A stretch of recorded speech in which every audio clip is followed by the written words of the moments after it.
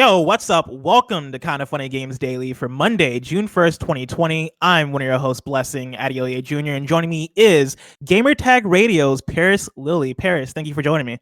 Oh, thank you for having me, and this is quite the honor to be on here. I'm very excited for this, so thank you. Yeah, it's super awesome to have you on. For people who don't know, who is Parris Lilly and what is GamerTag Radio? GamerTag Radio is a long-running video game podcast started in 2005 by Danny Pena, aka Godfrey. So much love to him. Like I said, we just celebrated our 1000th episode back in February, and Congratulations! Appreciate that. Thank you. And we cover video games, everything: Xbox, PlayStation, Nintendo, PC, ColecoVision. It doesn't matter. We talk about video games, and we try to do it in a very fun and unique way. Dude, that's super awesome. 1,000 episodes. That's crazy. Is GamerTag Radio like the oldest video game podcast? Do you guys have that honor? Technically, no. I know there's a couple other podcasts that are still around. So shout out to like Orange Islands Radio as an example. They were around because, you know, back in those days when podcasting was brand new, I would search on gaming forums, and that's how I found GamerTag Radio. I was a listener. And then just I reached out to Godfrey one day when I wanted to get into podcasting. He helped me out a lot, and we became friends. And I joined them in 2013, and it's just been a great brotherhood ever since. And if people want to listen to GamerTag, where can they find it? Oh, we're everywhere. You can go to gamertagradio.com, obviously, and find our feed. But we're on iTunes. We're on Spotify. Again, if you want to go to the Vectrex media player, your favorite RSS feed, you'll find GamerTag Radio. We're everywhere. Awesome. And of course, we've wanted to have you on the show for a while, but yeah, like things in the world kind of got crazy. I know GEC, we had plans. And I think we had plans with Khalif and quite a few people, but it's been super weird lately. But this week especially, we wanted to have you on. Greg hit me up over the weekend and was like, "Hey, this week is crazy. Like there's stuff going on in the world. Everybody's aware. A lot of injustice is happening, and we want to do our part in representing Black voices." And so Greg was like, "Hey, what if we had you host talking to me? What if we had you Blessing host every single day this week?" And just got on a bunch of Black voices throughout the week. And you were one of the first names he brought up, and I thought that was excellent. And so thank you for joining me. Of course, later this week, people can expect people like Khalif Adams, and when we get to the end of the episode, I'll read the list because people are going to be hype to know what names we have coming through. But let me actually ask you this, because like I said, there's been a lot going on over the last week. How was your weekend? It was rough. It's been a tough week, especially over this weekend. Thankfully, my family specifically, everyone is safe and well taken care of. But I'm just looking at what's going on in the world right now, and there's a lot of pain that's happening, obviously with the protests, and now we're seeing the looting. We go back earlier in the week to what happened with George Foster that started all of this. And it's just clear as a people, we need to come together. And obviously there's been hashtag Black Lives Matter because Black life does matter. But it goes beyond that. It goes beyond just me as a Black man living in this world and everything that I've had to endure over the past 40 plus years. It goes to today, and something I saw on Twitter, which honestly brought me to tears. It was two Black men. One was in his 40s, one was in his 30s, and they were arguing about what to do.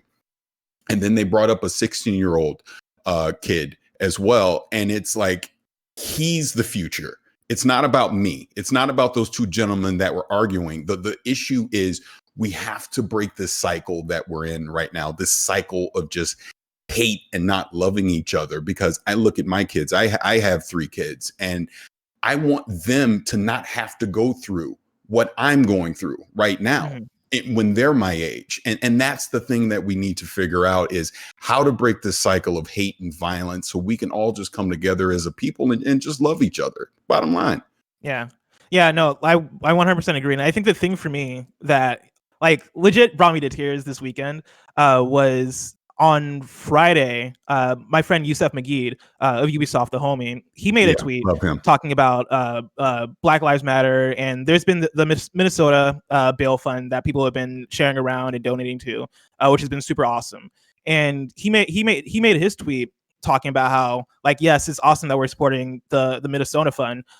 We should also donate to international organizations like Black Lives Matter in order to kind of to spread the charity, spread the wealth, have more of a targeted approach as far as how we're donating and how we're giving, right? And I saw that and I was like, dude, that's great. That's an awesome idea. I'm gonna donate $30 to that. And I quote tweeted that with my $30 donation. And over the weekend, like in a way that I'd never like expect the kind of funny community to show up, right? The kind of funny best friends, and Twitter at large, right? As far as like the people within our circles, so many people retweeted that, matching the donation, upping the donation, legit throughout the whole weekend, to a point where like it's still going on, right? Like I saw at least around like 100 tweets of people retweeting, donating, giving money to Black Lives Matter, and making their voices heard and making their or expressing themselves in a way that made me go like, wow, like I can't believe I'm seeing this happen. And a lot of that is the Kind of Funny community. And so I want to give a shout out to the Kind of Funny community for that. I tweeted this weekend and I'm echoing it today that the last weekend is the most proud I've been of this community. I've been part of the community since the channel launched, right? Since the name Kind of Funny was adopted, right? Back when it was youtube.com/GameOverGreggy and they changed it, right? Like I've been with the community since then. And to see the support that has been given over the last weekend for a cause that matters, right? It's been fucking crazy to see. And so shout out to everybody. Absolutely love y'all. And yeah, let's get into the show. Of course, today's stories include the final batch of The Last of Us Part 2 previews, Xbox Series X being on track, and more, because this is Kind of Funny Games Daily, each and every weekday at 10 a.m. live right here on twitch.tv/kindoffunnygames. We run you through the nerdy news you need to know about. If you're watching live, you can correct us when we get stuff wrong by going to kindoffunny.com/you're wrong. If you don't want to watch live, you can watch later on youtube.com/kindoffunnygames, roosterteeth.com, or you can listen later on podcast services around the globe by searching for Kinda Funny Games Daily. To be a part of the show, head to patreon.com/kindoffunnygames, where bronze members or above get to write in, and silver members or above get the show ad-free with the exclusive daily post-show. Housekeeping, the PS5 event is happening this Thursday. We'll be reacting to it live right here on twitch.tv/kindoffunnygames at 1 p.m. Pacific time with a post-show discussing everything revealed. So don't miss it. Tune in for that. It's of course going to be a great time, or a terrible time if like nothing gets announced, but I don't expect it to happen. It's going to be a good time. Yeah. Also, well, actually, before I get to Parris, are you looking forward to that PlayStation event? Oh, absolutely. I'm very excited to finally see the full. I'm not sure it's not going to be the full reveal, but to actually see the PlayStation 5. That's what I'm expecting. So we can see the hardware and then just get the showcase of games that they're going to unveil. So it's a very exciting time. Next gen's getting ready to kick off. Yeah, man. Is there a specific game you're looking forward to? Horizon Zero Dawn. Oh yeah, you're in that camp, huh? You're in that camp. That is at launch. I take my coin purse and just throw it at the screen and just please let me pre-order it so I can get a PlayStation 5. Yeah, I'm very excited for that. Yeah, no, same here. Of course, again, that's happening this Thursday, 1 p.m. Pacific time, twitch.tv/kindoffunnygames. Also happening right after that is the great big Kind of Funny core stream. After the PS5 Reveal Event Post-Show, Manticore Games will join us on twitch.tv/kindoffunnygames to announce the winners of the Kind of Funny Game Jam prizes. Andy and Greg will then hang out and play the winning games. You can enter now at kindoffunny.com/gamejam. Thank you to our Patreon producers, Mohammed, Connor Nolan, and Blackjack. Today we're brought to you by Brooklinen, but I'll tell you about that later. For now, let's begin with what is, and forever will be, the Warp Report. It's time for some news. We have 4 stories today.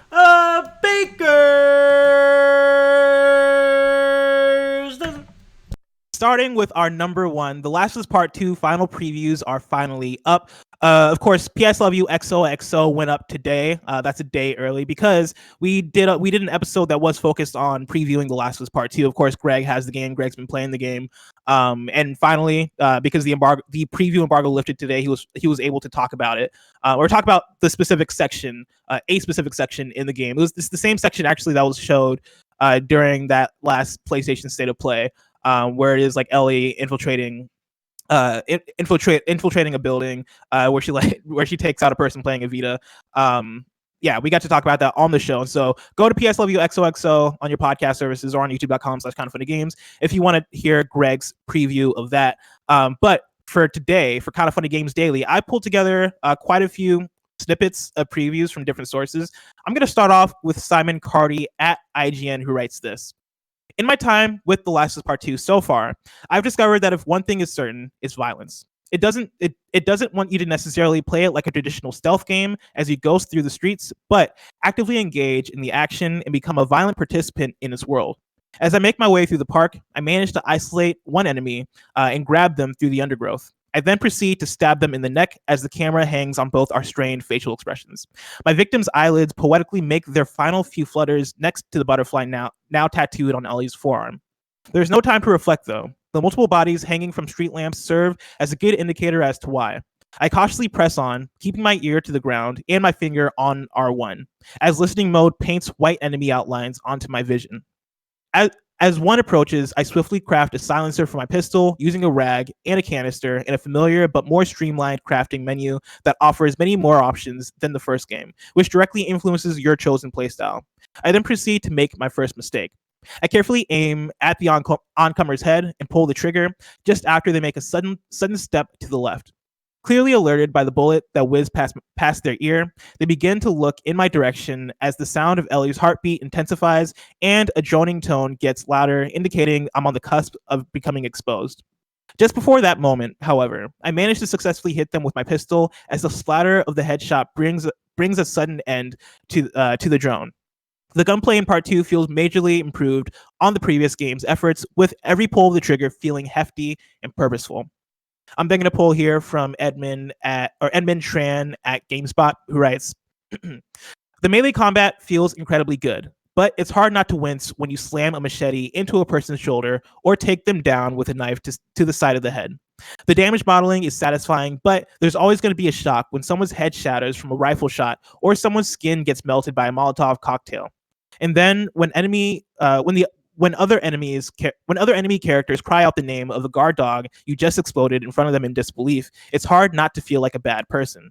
Whether this approach translates well to the rest of the game is something you'll have to wait until June 19th to discover. And then lastly, I'm going to pull from John Lindman of Digital Foundry. I know those two snippets that I just read had to do with like the violence and the depiction of it. Digital Foundry takes more of a technical approach here. Preview coverage for this title is a little tricky. While we've played the game, what we can explicitly comment on is highly limited, and the only assets we can share from this slice of the game have already been shown on last week's State of Play. But what we can confidently share is that, put simply, The Last of Us Part 2 does not disappoint. From a technological standpoint, there's a clear path of progression from The Last of Us Remastered through the still stunning Uncharted 4 and often overlooked Lost Legacy, right up to this latest Naughty Dog showcase. However, just as The Last of Us saw the Naughty Dog engine evolve over the Nathan Drake titles on PS3, so we see a very different aesthetic in The Last of Us Part 2, with the emphasis on indirect lighting again coming to the forefront. Joel and Ellie's story takes place in a world where most areas of the game are illuminated only by sun, with only select environments seeing any other form of lighting. The way light interacts with the rich geometry and the high-quality materials is first class, producing some beautiful but often bleak results. The sheer density is also remarkable. This is the world reclaimed by nature, and accurately portraying organic elements isn't easy, especially when the sheer amount of grass, foliage, and trees in any given scene. Parris, are you looking forward to The Last of Us Part 2, first of all? And then also, how do these previews strike you?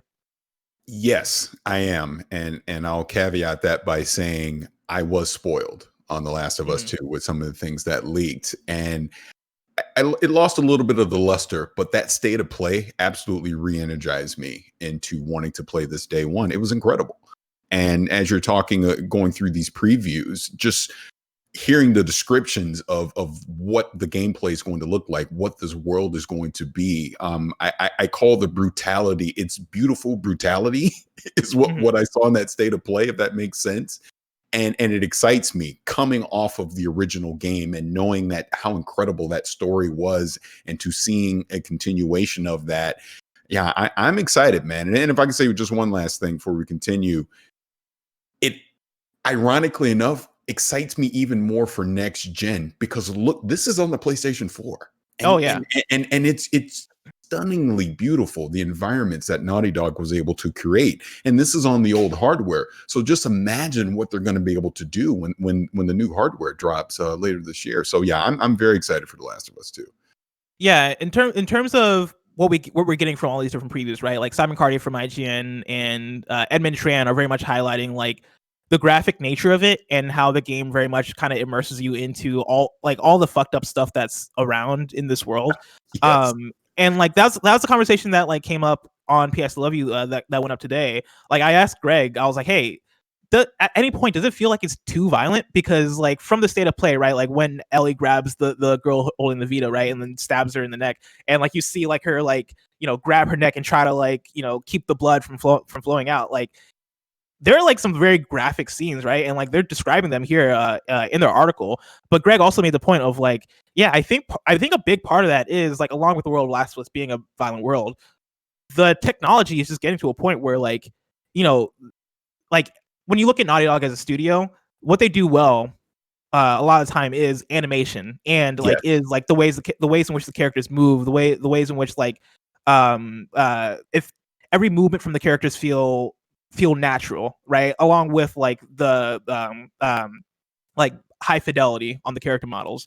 And so like I'm playing through The Last of Us right now, and I'm about halfway, and I've had some violent scenes come through where it is like stabbing, and it is like when you get like your bat weapon, and you can add like a shiv to it to make it so that like you get like the one hit kill. Like every time I do that, I'm like, okay, yeah, like that's super violent, but this is like PS3 era violent, which doesn't feel like it's anything crazy. But yeah, now like we're looking at the power of the PS4 toward the very end of the generation, and it's like, dude, fuck, like, yeah, people are really getting stabbed. Like people aren't just getting stabbed, people are getting stabbed. The one scene in the state of the play that really had me excited, and I was live streaming and I was just jumping up and down during the live stream is, and I call her Vita Girl, I don't know what you want to call her, but when Ellie has Vita Girl and has the knife to her neck, like you said, the animations, like she was emoting fear. Like I could see the fear on her face of what was about to happen. And then, the encounter happened, and then she thought she had the upper hand, and Ellie wound up killing her. But the point was, look at how far the technology has come. And they're able to do this now at the end of the generation with the PlayStation 4. And it's so exciting. And then even when you were talking more about just the violence of this world and is it too much? I don't think so. I'm very happy that Naughty Dog is able to treat us like adults and understand that we know this isn't real life, and to show the brutality of this world for what it really would be in this type of situation. So yeah, it looks outstanding. Sure, I got a little bit of it spoiled. It's not going to hurt my experience at all, I think. So yeah, day one, I'll be picking it up and playing it. Yeah, and to the point you were making earlier too, I can't wait for what the PS5 version of this game looks like, because you imagine that's going to be a marketing point for them. Might not be this week during the PS5 presentation, because I assume they still want all gears toward the PS4 version of The Last of Us Part 2, but down the line, maybe at the end of the summer, maybe toward the lead up to the actual release of the PS5, you imagine there are going to be trailers for the PS5 with The Last of Us Part 2 being a part of it, and probably Ghost of Tsushima being a part of it. And I wonder what those improvements look like given the new platform. I'm very curious to see also, like, when we get the game on PS4, are there going to be any like technical limitations that are evident, by the PS4? I know quite a few games lately. You look at Control, you look at I want to say Jedi Fallen Order, but I think that was just mainly like them not being able to finish developing that to the point that they probably wanted to as a studio. But I feel like there are quite a few games now that we've gotten toward the end of the generation where it's like, okay, yeah, this game is starting to feel, or these games are kind of framey. These games seem like they're pushing the technology to a point that it can't handle.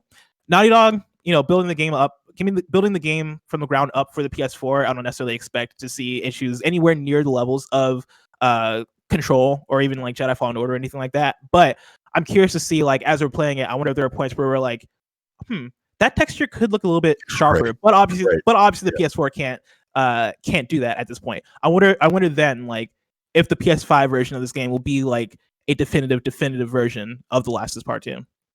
I would expect so. Like you said, I'm sure they're not going to talk about that stuff right now, but down the road, you have these two huge games at the end of the PlayStation 4 life that you can bring over to PlayStation 5 with enhanced versions and really, showcase them to their full fidelity. So yeah, I'm excited for it. Again, head to PSLView XOXO. Me and Greg talk about this game for I think probably an hour. For probably most of the episode, we're talking about The Last of Us Part 2 and previewing it.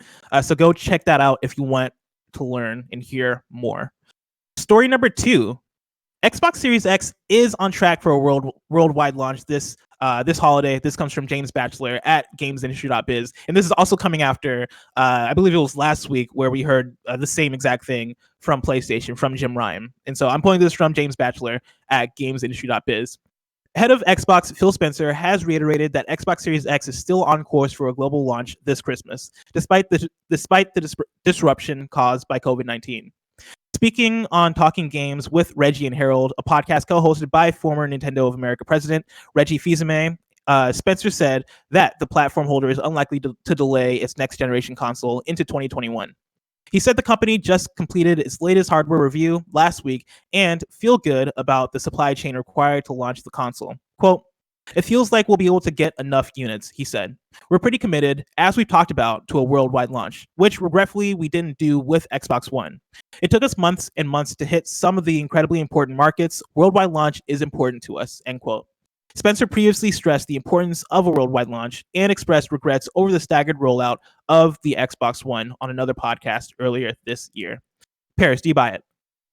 Yeah, I do buy it. And I'm going to do a shameless plug right now. On our episode 1000 of GamerTag Radio, we had Phil Spencer on and we got to talk to him. And I pretty much asked him this question because I focused it on Japan and some of the mistakes that they made over the history of Xbox in Japan. Is that the podcast they're referencing in this story? Is your episode? It might be. Look, hey, it might be. I remember talking about this earlier in the year, and I think we might have been talking about your podcast. Yeah.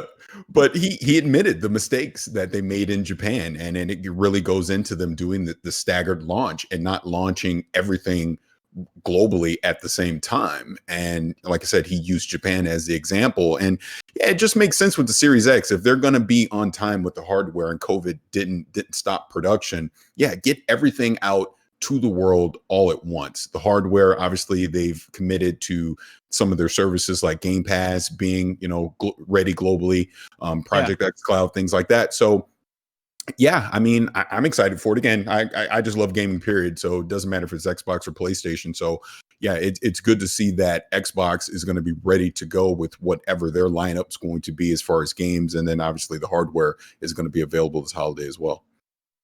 Do you think they have a chance to actually make waves and make ripples in Japan? I know Xbox historically hasn't had the best Japanese presence when it comes to actually selling consoles in Japan. Do you think a worldwide launch, might help towards actually fixing things, or do you just think it's just not the market for the Xbox?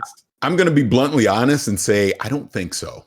I really don't. I know they're going to make the effort, and that's what you have to do. But Japan is such a fickle market, and for Xbox to try and basically come in at this late stage of the life of the system, and I knew my dog was going to bark when I was on there, but that's okay. It's a good boy. It's going to take the games. They're going to have games that cater to a Japanese market that people are going to want to play. And then obviously they're going to have to leverage, their services like Game Pass and Project X Cloud along with the hardware to give Japanese gamers an incentive to want to try their product. But it all starts with the game. So, I mean, I really hope when July gets here, they have a showcase that caters to a Japanese audience. And I know there's been all these weird rumors about maybe they have a partnership with Sega or something. Yeah, I was gonna bring those up because the rumor I saw this weekend, which is absolutely bonkers, and I don't believe it for a second, but I fucking love the idea that this is a rumor, is that there's some sort of partnership going on between Microsoft and Sega, and in Japan they would release the Xbox Series X as the Sega Series X, which again, fucking never happening, but I just love the idea. I love how I just love the idea of that happening. That'd be fucking hilarious, but also weirdly like a cool kind of comeback as far as like Sega is concerned as a console. It feel, and I'm old, so this feels like something you would have done in like the mid 80s, you know, when like Atari and Coleco and all that stuff was around, where you say, hey, foreign market, I know you don't like this label, so we'll just use one of your labels but sell you the same thing. No one's gonna buy that. So yeah, that's what a crazy rumor that it's fun to speculate on, but there's no way Microsoft and Sega are going to partner to do something like that. Now, I could say, because we speculate about the Sega stuff all the time, I could see some kind of strategic partnership with Sega where maybe some of their back catalog winds up for sure. comes to Game Pass as an example, which again, I mean, Yakuza, right? Yeah. Oh my God. Yeah. So that makes sense to me. But yeah, rebranding the Xbox as Sega in Japan, no way. They're not going to do that. Yeah. If that did happen, that'd be fucking hilarious, and I'd be all about it, just from how ridiculous it would be. But yeah, like we're at a point now where, you know, you talk about like it happening in the 80s, right? And like that it feels more appropriate for that time. Nowadays, right, we feel we're way more global in terms of, you know, how we're able to communicate and how we're able to like we know what goes on in Japan. Japan knows what goes on overseas. Like, you're not fooling anybody by changing a name from Xbox to Sega. And I think both Microsoft and Sega know that, which is why they probably wouldn't even consider this. But once again, fucking hilarious rumor. I'm all about it. I'm all about it. Story number 3. Could we be getting Prey VR? I'm pulling this from Jordan Oloman at IGN, who writes, a listing for an unannounced Prey VR has been found on the website of UK retailer Shopto. The page, which was seemingly taken down after being discovered, suggests that the game would be exclusive to PSVR. Following the original link to the listing now results in a 404, but Twitter user Nibelian managed to grab a screenshot prior to its deletion. If the listing wasn't made in error, it's currently unclear what form the supposed game would take. Bethesda has a prolific recent history with VR games, previously porting VR versions of its tentpole games such as Doom VFR, Fallout 4 VR, and Skyrim VR. It may well be that Arcane's Prey is getting a similar treatment. Prey has already had a VR outing in the form of Typhon Hunter, a PC/PSVR spinoff from the main game, where you can solve puzzles inside of VR escape rooms and enjoy a multiplayer game mode similar to Prop Hunt from Gary's Mod, where players can mimic inanimate objects. This Shopto listing appears to be distinct from Typhon Hunter, however, which has stoked a lot of interest from fans of the base game. Parris, is Prey your jam at all? Are you into Prey? A little. I mean, I haven't been a huge fan of it, but I have played like the last game that came out, and it was enjoyable. I think a VR version of that coming out would be ideal. It would definitely help stoke the fires of getting more adoption into VR for sure. Yeah, I wonder what their strategy would be here too. Like, I feel like out of all of Bethesda's library, especially like if you look at Arcane games, I would have thought that like Dishonored might have been the go-to. Yeah. And I wonder if that's just like a gameplay thing, because Dishonored has you teleporting all over the place. And I know like that. Well, actually, no, now that I think about it, I feel like that would work especially for VR. I was going to say that might be too much, but that's actually how a lot of VR games, that's actually the method a lot of VR games use for movement in general. And so, yeah, I'm going to stick to that. I think Dishonored probably would have been Dishonored could be a great adaptation for VR, which makes me wonder like why they go the Prey route, or if it's just like one of those things where they might want to boost the name of Prey, because Prey didn't necessarily come out and be it didn't necessarily light the world on fire when it came out, right? Like it didn't really have that big breakthrough that a lot of other Bethesda games have. What's your belief level in this? Do you think that this assures we're going to get Prey VR? I think there's definitely some believability to this. It wouldn't be shocking. It makes a lot of sense because if I can say this really quick. So I've really not experienced VR because I've always been a stickler that I'm going to wait until VR 2.0. So I never got a PlayStation VR really adopted any of the early stuff. And I saw a game like Half-Life Alyx and I go, that's it. That's the game. This is now VR 2.0. This is something I want to adopt. So I was fully committed to getting a Valve Index and getting Half-Life Alyx. And then obviously COVID happened. And I said, maybe it's not smart for me to spend this money right now. So I've held off. But I think Half-Life Alyx is the catalyst that's going to get more companies to say, okay, we need to invest more in VR. Obviously, I'm assuming PlayStation 5 is going to have some type of PSVR 2.0 coming out. So I do think this is true, because I do think publishers like Bethesda and others are going to look at this and go, okay, what titles can we take and basically convert it into a VR experience and have it ready for all the new people that are going to be hungry for more VR experiences that picked up Half-Life. Yeah, I mean, it lines up with their history, right? Like the article highlights the fact that Doom VFR is a thing, Fallout 4 VR is a thing, Skyrim VR came out. Like Bethesda's never shied away from interacting with VR. I don't think we've gotten like a very recent VR game from Bethesda, and so like I think it's a little bit surprising to see this popping up out of nowhere. But you know, like I'm curious to see what form this takes, because even though I say that like Prey wasn't a breakout success, Prey still does have like that cult following and that cult audience that really love that game. And so yeah, like I'm curious to see what form this takes, if it is indeed true.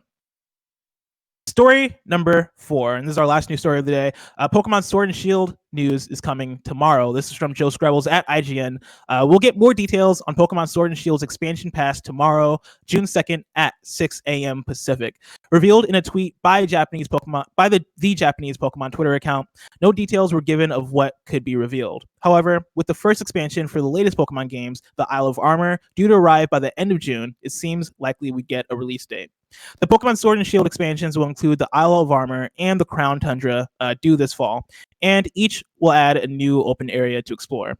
They'll also add a new legendary Pokemon, new regular Pokemon, new Galarian forms, and dozens of returning Pokemon that were previously unavailable to catch. Parris, are you a Pokemon person at all? Did you play Sword and Shield? I am not, but my kids are, so they will be super excited for this. They will be all over this. So this is great news to see this is coming. Awesome. Do you plan to get the DLC for your kids? Are they like clamoring for it? Yeah, they'll really they'll be bugging me to get. Oh yes, 100%. That's happening. That's awesome. I'm looking forward to this. As somebody who played Sword and Shield at launch and kind of fell off of it super quickly, I think that the thing that kept me from sticking with the game was the fact that like the post story content didn't necessarily feel aimed towards me. Like all the wild area stuff didn't really appeal to me. The Gigantamax stuff didn't really appeal to me. Like a lot of those things felt like they're aimed towards like a more hardcore fan base. And so, you know, with this including new story content, and also, well, with Isle of Armor including new story content, we haven't gotten confirmation yet that tomorrow is going to be Isle of Armor. But with the DLC plans seeming to be actual content that appeals to me, as far as the new Galarian forms and the new Pokemon being added overall and a new legendary Pokemon, I'm all about it. I'm curious to see what we get tomorrow. I imagine it is just going to be more clarification on the Isle of Armor and probably more of a deep dive into the Crown Tundra, which is coming out this fall. And so if that's the case, cool. I'm looking forward to it. Sounds dope. Parris, I'm very excited to see what the future of Pokemon is and what this DLC might hold. But tomorrow is so far away. If I want to know what's coming to mom and pop shops today, where would I look? Well, the official list of upcoming software across each and every platform as listed by the Kinda Funny Games Daily Show hosts each and every weekday. Yeah. Out today, we got Do Not Feed the Monkeys for Switch, which Kevin, I haven't asked you to do this in a hot minute. Can you look up Do Not Feed the Monkeys for Switch? Because I'm very curious on what that might be. Thank you. I appreciate it. We also got Star Runner for PC, Deep Sea for PC, Box Voyage for PC, Hearts Island for PC, Fear of the Dark for PC, Space Simulation Toolkit for PC, and APOC Runner for PC, all out today. New dates: Baldur's Gate 3 news will be dropping throughout the month of June, starting June 6th on the hashtag Guerrilla Collective Showcase. That's happening June 6th. Remember, Guerrilla Collective partnering with Kinda Funny and the Kinda Funny Game Showcase to reveal games, so tune in for that. Kevin, how we looking? Do Not Feed the Monkeys for Switch. I'm almost there. Give me one more minute. This doesn't look right. Wait, really? What you're looking up? Let's see. While we're here, Parris, have you played or are you into Baldur's Gate at all? Back in the day, I was. I've kept my eye on Baldur's Gate 3 coming out. So yeah, once we get more information on it, I will give that a peek. Yeah. Kevin, is this it? I believe so. And we're looking at Do Not Feed the Monkeys on Switch. I can't tell what this is. Adventure game? Maybe, like, it's just like a bunch of like okay, so we're looking at the trailer, and the trailer is just like a bunch of different images, and it looks like you're looking at a desktop with like a lot of pixel art going on. Yeah, it seems like it's adventure game-ish. Oh, got a little graphic there, huh? Yeah, they got a little bit graphic sure. There. Let's not talk about it anymore. All right, great. Or Kevin, you can put this away. Do Not Feed the Monkeys. If you're curious about that, that's on Switch. It's out today. There you go. Now it's time for Reader Mail. You can write into patreon.com/kindoffunnygames where you can get the show ad-free. And speaking of ads, this episode of Kind of Funny Games Daily is brought to you by Brooklinen. Did you know that making small changes to your everyday life can lead to huge positive changes to your lifestyle? The right towel turns a bathroom into a spa. The right loungewear turns a function into a luxury. And the right bedding turns a bed into a retreat. You know Brooklinen as the internet's favorite sheets, but they're also home to bedding, loungewear, towels, and more with over 50,000 plus 5-star reviews and counting. Kind of Funny loves Brooklinen.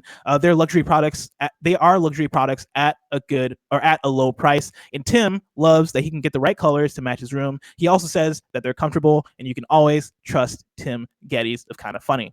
Brooklinen was the first direct-to-consumer bedding company. They work directly with manufacturers and directly with customers. No middlemen, just a great product and service. All luxury products without the luxury markup. Brooklinen.com is the perfect place to start making small changes that make big differences. Brooklinen is so confident in their products that all their sheets, comforters, loungewear, and towels come with a lifetime warranty. Go on, make yourself comfortable.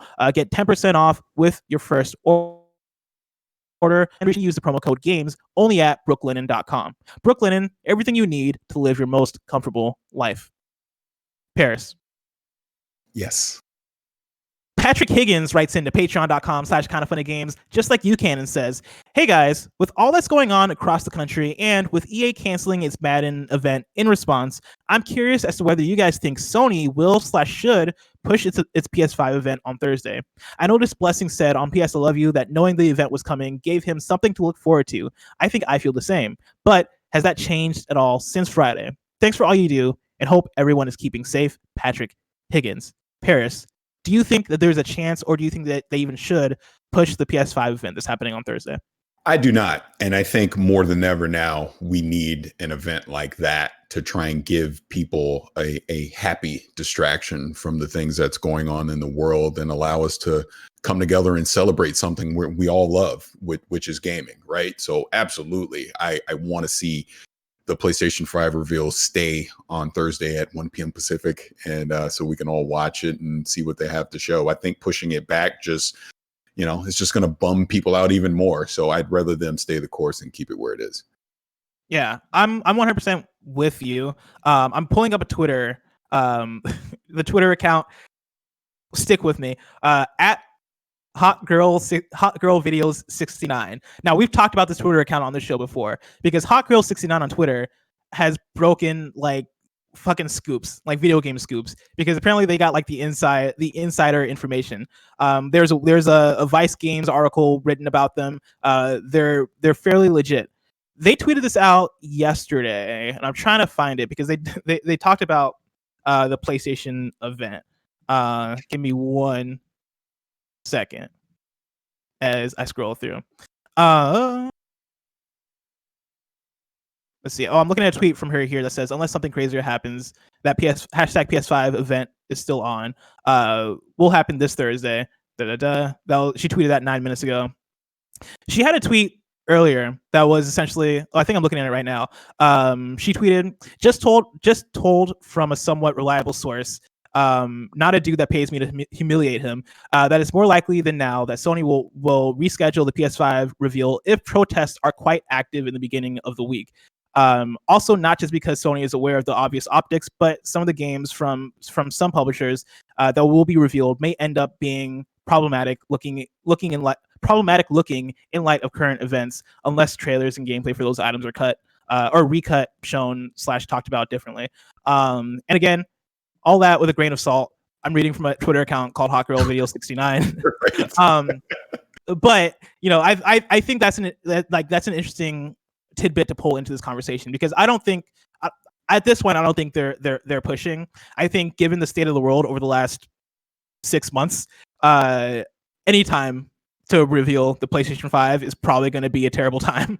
Like I don't think there's a such good thing as good timing this year at this point. And so like you imagine they've already had to adjust plans and switch things up because of COVID-19, and now that protests are happening, like it's one of those things where it fucking sucks that you have to figure out how to announce things during this time. But I think at a certain point you just go like, hey, we can push it to next week, but next week, like, this is still going to be happening. Next week, COVID's still going to be a thing. Like, let's just shit or get off the pot, right? And I imagine that's kind of where the conversation is. That said, I could see a case where if what Hot Girl Video 69 here is saying, if there is like a trailer in there that is like, I don't know, like some sort of revolution kind of thing, or it is like a protest, like riot kind of like focused trailer. Maybe like there's like a Watch Dogs Legion thing in there that is cut in a certain way that kind of makes it appear kind of weird right now. I could see that being recut or being maybe cut entirely from the show. I don't know. But I think that's kind of what you're gonna get at most. And I like to what I said on PS Love You also, like, I think, and also to what Parris is saying, I think people could use this, right? I think people could use some sort of distraction, some sort of like thing to look forward to. And so, yeah, I think it's still on. The Devmeister writes in to patreon.com/kindoffunnygames, just like you can, and says, so we've had Paper Mario announced for the next big Nintendo first-party game, and I'm stoked. Microsoft and Sony have their new console slowly unveiling, but what do you think Nintendo's major E3-style reveal for holiday 2020 is going to be? Parris. That is such a fascinating question. Yeah. Because I have no clue what Nintendo is going to do and how they're going to present it. I can say selfishly, I hope the rumored Mario, was it 35th anniversary collection is real. And I hope Mario Galaxy is in it, because I'm dying to be able to play that on my Switch. But yeah, it's fascinating, because is Nintendo going to like not try to quote unquote compete with PlayStation 5 and Series X and their launch lineups and kind of have a subdued holiday this year? Or do they have a big release that they're sitting on that we just have no clue about, and they'll have their own Nintendo Direct to show it? No idea. Absolutely no idea, other than the rumors. We got reports that Nintendo isn't showing anything in Nintendo's not having a Direct in June and in July, according to reports that we've gotten. Which tells me that, yeah, like Paper Mario is their next thing to look forward to, right? At the beginning of this year, that was Animal Crossing. Animal Crossing was like the only thing that they had on the slate. Now that Animal Crossing's out, you announce Paper Mario. All right, that's the thing that you can look forward to. I think we're at the point now where, yeah, we might have to wait until Paper Mario comes out for Nintendo to point us to the next thing. Yep. Which I think is unfortunate. I think that's just a sign of like overall this year for Nintendo has just been kind of a wash as far as like where their games lineup is. Like, I don't know if they knew this towards the beginning of the year, or if COVID maybe came into play and then fucked up their pipeline. But it very much seems to me that, like, yeah, towards the beginning, the year was already looking weak, and now that we're literally in June, right, and approaching the summer, and getting further into the year, I feel like they have to have some sort of fall game. Like, they could get away with not having a fall game, but if they don't, that's a huge bummer. Like, that's a huge bummer. And I imagine the thinking there might be, hey, Xbox Series X and PS5 are coming out. Let's have those consoles have the noise and make all the noise, and let's not try to interfere with that. If that's the case, once again, I think that's a bummer. I I could very well see the Mario collection being the thing that comes out this fall that holds the flag for Nintendo. And like I'm trying to think of what else. I know Mario Golf was rumored, which isn't really a huge title by any means, but could be a great like August game, maybe a September game. Let it hold that Luigi's Mansion time period. I'm very curious. I'm very curious. Do you have like a dream game that you'd be looking for that you want from Nintendo for them to announce? Let's say in August. Yes, for the fall. Super Mario Galaxy 3. Oh my god! I'm such a simple person when it comes to that. I just love those games. And while Odyssey was great, I loved Odyssey. I would love to see a true Galaxy game come out on Switch. So do you like Galaxy more so than Odyssey? Yes, yeah, I did. And again, I thought Odyssey was too easy. A little, you know what I mean. I felt like it didn't challenge me enough. Where I thought Galaxy challenged me more. And I'll just say if this Mario pack is true, I will go revisit Sunshine because I did not like Sunshine at the time, and maybe I just need to give it another look because I see so many people say they love Mario Sunshine, but I just remember at the time I didn't get it, and I think I stopped halfway through and never finished. Yeah, I'm in the same boat as you as far as Mario is one of my favorite franchises. I fucking love Mario. I've never played through Sunshine. Like I've touched Sunshine a little bit, but I've actually never like played through it because growing up I never owned a GameCube, and so I have like this gap of like Nintendo experience from the GameCube era. And so if this 3D collection ends up having Sunshine, like 64 Sunshine and Galaxy, I'm definitely gonna play through Sunshine for the first time because that'd be awesome. What do you think is more likely that we get as far as like a next 3D Mario? Like, do you think they would go back to Galaxy 3, or do you think we'll likely get Odyssey 2? Yeah, I think Odyssey 2 is more realistic. Again, it was a great game. I mean, it was a Game of the Year contender. I'm not saying it's bad at all. I really enjoyed it. So I would just see them keeping that momentum going. Maybe if I give a suggestion, just up the challenge just a tad. But other than that, yeah, it was good. Now it's time to squad up. The Devmeister, Devin, wrote in with a squad up on Switch and says, "Hey guys, this is a desperate plea for help in Animal Crossing.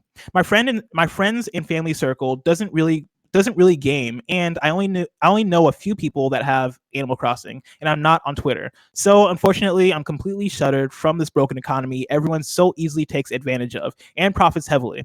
The stock market is terrible on my island, and I've had to sell turnips at a loss 3 weeks in a row now.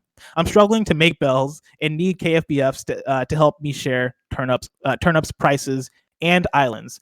If you're still playing, add me and help. Thanks." And of course, their Switch friend code will be in the YouTube video description. But for me to read it out loud here, the Switch code goes as follows: 8247 7649 7098. Nintendo, let us have usernames. It's time. It's ridiculous that I have to read friend codes, and nobody ever memorizes their friend code, and so that's always a hassle. Now it's time. Well, actually, before I get to you're wrong, because we have time in this episode, we have time to kill. Parris, we're here. Of course, kind of funny this week. We want to highlight Black voices. Of course, we talked about it toward the beginning of the show, and Greg has a great tweet on it where he talks about the fact that as kind of funny, right? We have a platform. We want to use that platform for good. And we want to highlight Black voices in the gaming community. I'm putting you on the spot, Parris, and this is going to be one of them rotating segments of the show. I'm adding one in. Parris, who is a Black voice in the video games industry that you admire and that you think deserves love? Yeah, you put me on the spot because I almost don't want to put it down to one person because I think there's so many amazing people out there.